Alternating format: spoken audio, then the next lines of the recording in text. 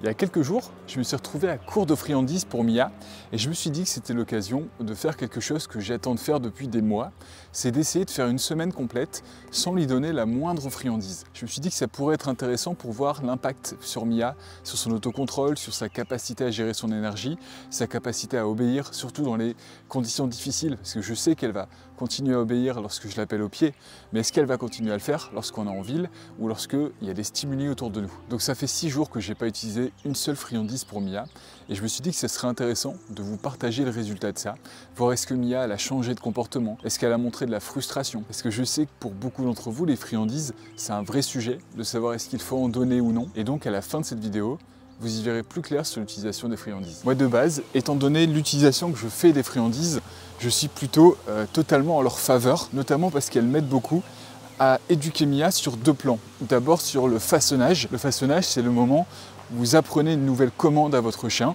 Par exemple, je vais apprendre à mon chien à s'asseoir et les friandises vont être un guide pour que ça fonctionne. Donc là, par exemple, si je voulais apprendre une nouvelle commande à Mia, par exemple le tourne, je vais utiliser la friandise. Bon là, j'en ai pas dans la main, mais ça fonctionnera. Je vais lui mettre en tant qu'aimant et je vais utiliser ça pour la guider. Bien, on tourne. Assis. Et je vais utiliser ça pour la guider, pour amener vers ce comportement. Et donc en fait, quand on a un petit peu d'imagination et quand on est patient, cette méthode, elle sert à apprendre énormément de choses à nos chiens. Donc ça, c'est pour le façonnage, mais il y a également pour l'aspect renforcement. C'est-à-dire que si votre chien, vous voulez l'habituer à revenir vers vous lorsque vous êtes en promenade, vous allez simplement utiliser une commande, Mia, au pied. Donc moi, j'utilise le au pied et vous voyez que tout de suite, il fonctionne. J'ai pas à lui redire, c'est bien mon chien, assis. Ouais, t'es bloqué, allez on y va. J'ai pas à lui redire plusieurs fois parce que j'ai renforcé ça au fur et à mesure des jours, au fur et à mesure des années. Et aujourd'hui, c'est ancré totalement dans notre fonctionnement. Donc la friandise, ça augmente simplement les chances que le comportement positif, il se reproduise. Si votre chien croise un autre chien et qu'il a été calme pendant ce croisement, vous pouvez le féliciter en le récompensant avec une friandise. Donc tout ça, c'est pour les points positifs, mais il y a aussi beaucoup de critiques. Parce que la critique qu'on peut lui faire, elle est tout à fait objective. Il y en a peut-être certains d'entre vous qui le vivent chaque jour, notamment le fait que votre chien va répondre uniquement si vous avez la friandise avec vous. Donc s'il y a une friandise, il vous obéit. S'il n'y a plus de friandise, il part au loin, il ne revient pas du tout. Il y a d'autres remarques aussi que j'ai pu avoir, notamment le fait que un chien peut vite devenir obèse s'il est récompensé tous les jours avec des friandises et que finalement, s'il nous obéit par la friandise, ce ne serait pas un comportement naturel. Tout ça, je suis assez d'accord, ça peut arriver en fait d'avoir ça, mais souvent ça va venir d'une mauvaise utilisation des friandises plus que de la méthode en elle-même. En fait, la première erreur qu'on fait souvent, c'est qu'on va partir du principe qu'une commande va représenter une récompense. Donc si Mia, je lui demande « Mia, tu viens au milieu ?» Si je lui demande de venir au milieu, ça viendrait à correspondre au fait que je dois à chaque fois la récompenser avec de la nourriture. En fait, on ne s'en sortirait pas, il me faudrait des sachets complets de friandises, c'est bien mon chien. Il me faudrait des sachets complets de friandises pour que ça fonctionne. Et là, vous voyez, j'ai pas de friandises du tout et elle va répondre parfaitement aux commandes que je lui demande. En fait, l'une des erreurs principales que je vois le plus souvent quand on utilise cette méthode, c'est que vous allez prendre, là c'est un gland, donc vous allez prendre cette friandise et vous allez lui demander, Mia, coucher. Coucher. Vous voyez, en fait, déjà, elle n'est pas concentrée du tout. Elle est en train de sentir ce que c'est. Elle obéit à la friandise et pas du tout à mon ordre.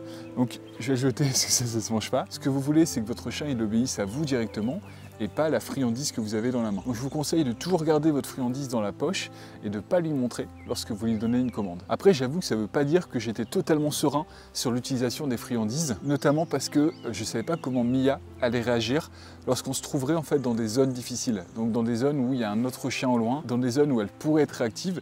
Est-ce qu'elle obéirait aussi bien ou est-ce que ça aurait un vrai impact sur elle? Parce que Mia, je ne lui demande pas de répondre à 100% de ce que je lui demande comme un robot, mais ce que j'ai besoin, c'est qu'elle soit pas réactive aux stimuli. J'ai besoin qu'elle soit capable de se gérer et de rester calme dans les moments qui sont importants. Et la friandise, c'est vrai qu'elle peut m'aider pour ça. Et c'est pour ça que ça m'intéressait beaucoup de faire ce test, pour voir si Mia, elle garderait son tempérament calme, sa capacité d'autocontrôle, qu'on est en promenade en face de stimuli. D'ailleurs, ça me rappelle de remercier toutes les personnes qui ont rejoint le programme Autocontrôle qui a été lancé lundi. Vous êtes déjà des dizaines. Moi, je suis impatient de pouvoir avoir nos premiers échanges et répondre à vos questions. Pour ceux qui ne nous ont pas rejoints et qui pourraient être intéressés, c'est un programme qui va vous aider à avoir un chien qui est plus calme, qui va vous aider à régler certains problèmes de comportement, notamment avec des cas concrets et des exercices. Et si c'est quelque chose qui peut vous intéresser, cette semaine, vous avez une réduction de 100 € sur le produit. Et jusque mercredi, vous aurez accès également aux consultations de Sentier Canin. C'est un endroit où je réponds à vos questions personnellement, en vidéo. Et c'est surtout un accompagnement où on peut échanger ensemble sur vos problématiques et essayer d'y répondre, ce qui est presque impossible de faire sur YouTube ou par commentaire. Parce que parfois, quand c'est des problèmes spécifiques, pour moi, ça peut être compliqué d'aller dans le détail. Mais j'ai pas encore répondu à la fameuse question: quel a été l'impact de la non-utilisation de friandises sur toute la semaine? Alors je pense que c'est important de parler de la méthode que j'ai utilisée pour arrêter les friandises. Ce que je me suis dit, c'est qu'en fait, la friandise, c'est une conséquence qui est agréable lorsqu'elle fait un bon comportement. Donc j'avais juste à changer cette conséquence et ça n'aurait pas trop d'impact sur son comportement. Donc en fait, je me suis obligé à essayer d'être un peu plus innovant. Donc pour être innovant, déjà, j'ai toujours dans ma poche la balle, qui est l'un des outils principaux que j'utilise avec Mia lorsqu'elle fait quelque chose de bien. Je ne l'utilise pas constamment, mais régulièrement, quand elle fait quelque chose de bien, je peux jouer avec elle à ça pour lui montrer que son comportement était bien. Mais après, il y a d'autres méthodes. Il y a la liberté que je lui apporte, il y a le jeu, il y a également les encouragements. Tout ça, ça a un impact vachement intéressant sur Mia. Et comme je disais, ça oblige à réfléchir différemment l'éducation et pas simplement à voir la facilité de la friandise. Mais c'est vrai que sur certains cas, j'avais un petit doute sur le fait que ça allait marcher et je voulais vraiment éviter un maximum qu'elle ait des frustrations. Je voulais m'assurer en fait que tout le process, il fonctionnait parfaitement de la même manière avec ou sans les friandises. Et quand je regarde le résultat, en fin de compte, Mia, elle a un niveau d'obéissance qui est similaire à il y a 6 jours quand on a arrêté.